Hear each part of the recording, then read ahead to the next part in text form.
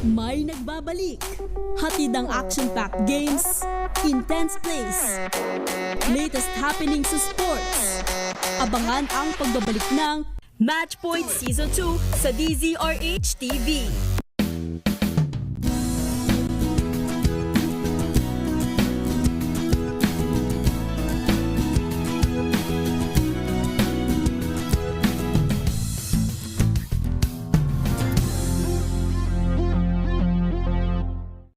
Maagang balitaan, maagang usapan sa mga issue at balita kasama si Kuya Angelo Palmones sa Magandang Umaga Pilipinas mula Lunes hanggang Biyernes.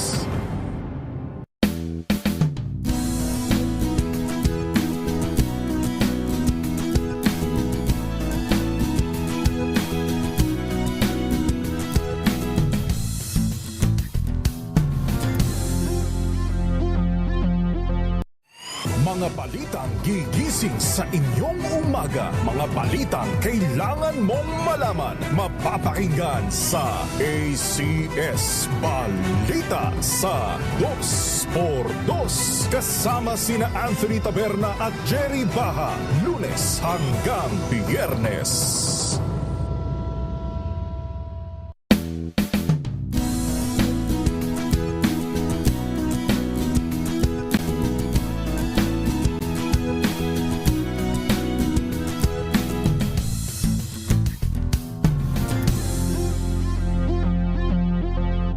Tambalang Anthony Taberna at Jerry Baha ang gigising sa inyong umaga dahil lalatay ang humahagupit na diskusyon at komentaryo Lunes hanggang Biyernes sa 2. Pinas ang oras 8 minuto makalipas ang alas 7 ng umaga.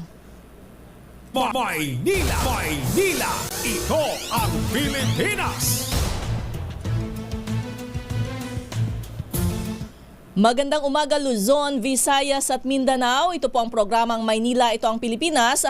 At ako po si Leth Narciso. Tuloy-tuloy sa pagbabalita, tuloy-tuloy sa serbisyo, sama-sama tayo Pilipino. Sa ulo ng ating mga balita, MRT3 may libreng sakay para sa mga menor de edad bukas. Maynila, ito ang Pilipinas. Ikatlong batch ng mga Pilipinong uuwi galing Lebanon darating bukas. Maynila, ito ang Pilipinas. Ilalatag na mga plano ni DA Secretary Francisco Laurel Jr. inaabangan. Maynila, ito ang Pilipinas. 7 lungsod at lalawigan tatamaan ng 3 araw na brownout. Maynila, ito ang Pilipinas. 16 na mga barangay naman sa Makati, QC at Taytay Rizal mawawala ng tubig simula bukas. Maynila, ito ang Pilipinas. Rollback sa presyo ng mga produktong petrolyo kasado sa Martes. Maynila, ito ang Pilipinas. At ngayon sa detalye ng ating mga balita, may libreng sakay ang Metro Rail Transit 3 para sa mga menor de edad o iyong mga batang wala pang 18 anyos. Ipatutupad ang free ride sa mga bata bukas, November 6 araw ng Lunes, simula alas 7 hanggang alas 9 ng umaga at alas 5 ng hapon hanggang alas 7 ng gabi. Ayon sa National Council for the Welfare of Children, ito ay bilang bahagi ng pagdiriwang ng National Children's Month. Maynila, ito ang Pilipinas. Inaasahang darating sa Pilipinas ang ikatlong batch ng mga Pilipinong repatriate mula sa Lebanon. Ayon sa Department of Migrant Workers, 23 pang OFWs ang nakatakdang umuwi sa bansa bukas araw ng Lunes.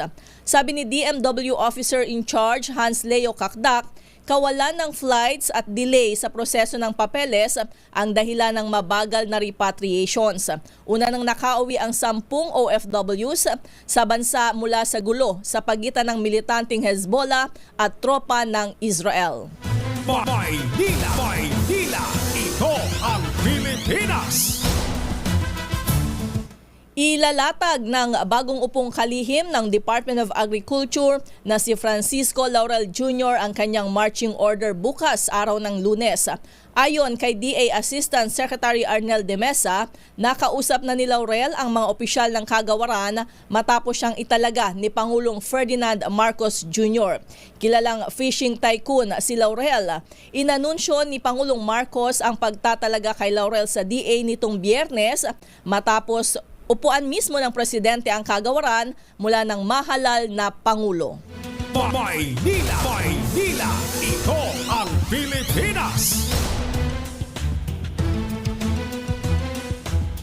Inanunsyo ng Manila Electric Company ang pagkakaroon ng power interruptions sa Maynila, Muntinlupa, Pasay, Caloocan, Laguna, Cavite at Batangas. Ayon sa Meralco, dahil ito sa maintenance activities na sisimulan bukas November 6 at magtatapos sa November 8. Kabilang sa makararanas ng brownout sa mga nabanggit na araw ay ang Malate sa Maynila, CCP Complex sa Pasay, Bayanan sa Muntinlupa at Dimasalang Street sa Caloocan. Pero tiniyak ng Meralco na karamihan sa mga ito ay gagawin sa off-peak hours maliban sa Batangas at Laguna. Maynila, Maynila, ito ang Pilipinas. Makararanas naman ng water interruptions ang 16 na mga barangay sa Makati, Quezon City at Taytay sa Rizal simula bukas November 6. Sa anunsyo ng Manila Water, magsasagawa sila ng citywide interconnection activity sa Makati na magdudulot ng kawalan ng supply ng tubig tuwing gabi hanggang madaling araw. Kabilang sa mga apektadong lugar ay ang mga sumusunod. Sa Quezon City, ang Barangay Central at Project 6.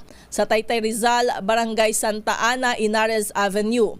Sa November 7 naman hanggang 8, sa Quezon City, apektado ang mga barangay ng Pinyahan, Bagong Pag-asa at Vasra. Sa Makati City, ang mga barangay Santa Cruz, La Paz, San Antonio at Pio del Pilar, gayon din ang Singcamas, Tejeros, San Lorenzo, Bel Air at Poblacion. Maynila, Maynila, ito ang Pilipinas. Kasado ang rollback sa presyo ng mga produktong petrolyo ngayong linggo sa pagtaya ng oil industry sources. 45 centavos hanggang 85 centavos ang inaasahang bawas sa kada litro ng gasolina. Piso naman hanggang piso at 35 sentimo ang inaasahang rollback sa kada litro ng diesel at 80 centavos at piso at 25 sentimo ang tapyas sa kerosene. Ang paggalaw sa presyo ng krudo ay batay sa presyuhan nito sa world market, kabilang na ang downswing sa fuel inventories sa Amerika. Maynila, Maynila, ito ang Pilipinas. Pilipinas ang oras, alas 7:15 ng umaga. This time check is